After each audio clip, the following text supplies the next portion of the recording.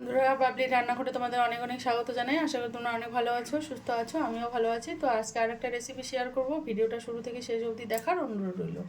আজকে লাউয়ের একটা রেসিপি শেয়ার করব। লাউগুলো এরকম ডুমো ডুমো করে কেটে নিয়েছি, আর তার জন্য মশলা করব রেসিপিটা বানানোর জন্য। এখানে রসুন কোয়া দিয়ে দিয়েছি, এখানে পেঁয়াজ দিয়ে দিলাম, কাঁচা লঙ্কা, আর এখানে জিরে গুঁড়ো দেবো, আর একটু রেড চিলি পাউডার দিয়ে দেবো, দিয়ে এটাকে পেস্ট করে নেব। এটা পেস্ট করে নিয়েছি, এবার রান্না করে নেব। কড়াই বসিয়ে দিয়েছি, কড়াইটা গরম হয়ে গেছে। সর্ষের তেলে করব, সর্ষের তেলটা দিয়ে দিলাম। তেলটা গরম হয়ে গেছে, পাঁচফোড়ন দিয়ে দিচ্ছি, পেঁয়াজ দিয়ে দিচ্ছি, শুকনো লঙ্কা,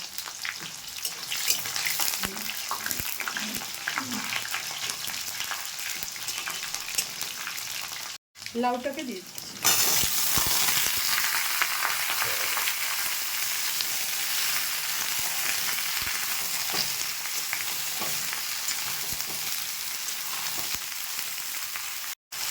পরিমাণ মতো লবণ দিয়ে দেবো,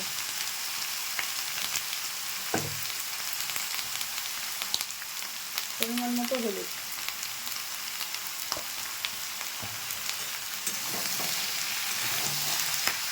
ভালো করে মিশিয়ে নিচ্ছি।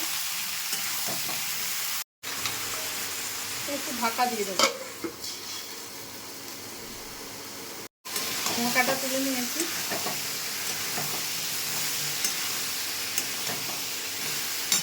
এবার মশলাটা দিয়ে দিচ্ছি।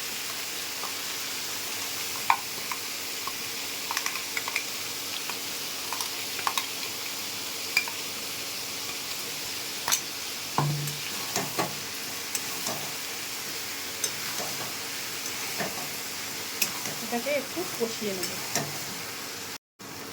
ভালোভাবে কষিয়ে নিয়েছি। এবার একটু মিক্সির জার ধোয়া জলটা দিয়ে দেবো, যাতে সেদ্ধটা ঠিকমতো হয়ে যায়।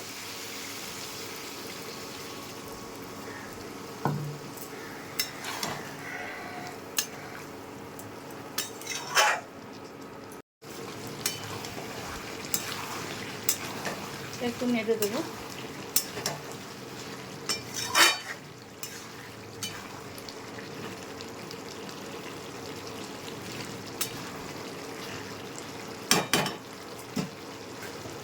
ঢাকা দিয়ে দিচ্ছি।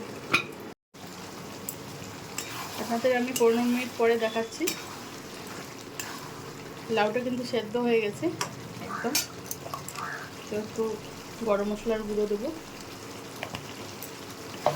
দিয়ে এটাকে নামিয়ে নিচ্ছি।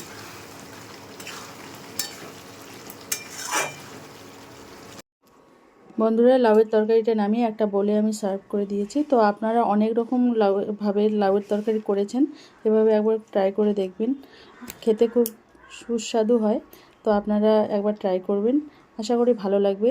যদি রেসিপিগুলো ভালো লাগে, লাইক, শেয়ার, কমেন্ট এবং সাবস্ক্রাইব করবেন আমার চ্যানেলটাকে। ফিরে আসি নতুন কোনো ভিডিও নিয়ে, নতুন কোনো রেসিপি নিয়ে, নতুন কোনো দিনে। ভালো থাকবেন, সুস্থ থাকবেন।